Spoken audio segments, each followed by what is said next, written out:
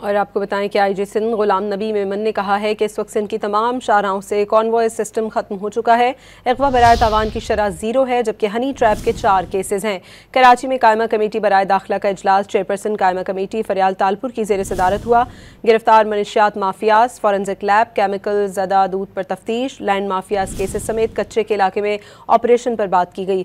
فریال تالپور نے کہا کہ منشیات فروشوں کے خلاف سخت ترین کریک ڈاؤن کریں۔ منشیات فروشوں کے خلاف 0 ٹالرنس پالیسی ہے۔ سندھ میں قبضہ مافیا کسی صورت قبول نہیں۔ وزیر داخلہ سندھ نے کہا کہ سندھ میں منشیات فروشوں کے خلاف جوائنٹ آپریشن جاری ہے۔ بدنام زمانہ ڈاکو ساتھی جتوئی کی ہلاکت پر فریال تالپور اور وزیر داخلہ سندھ نے ایس ایس پی لاڑکانہ کو شاباش دی۔ اور آپ کو بتائیں کہ آئی جی سندھ غلام نبی میمن نے کہا ہے کہ اس وقت سندھ کی تمام شاہراہوں سے کانوائے سسٹم ختم ہو چکا ہے۔ اغوا برائے تاوان کی شرح 0 ہے، جبکہ ہنی ٹریپ کے 4 کیسز ہیں۔ کراچی میں قائمہ کمیٹی برائے داخلہ کا اجلاس چیئرپرسن قائمہ کمیٹی فریال تالپور کی زیر صدارت ہوا۔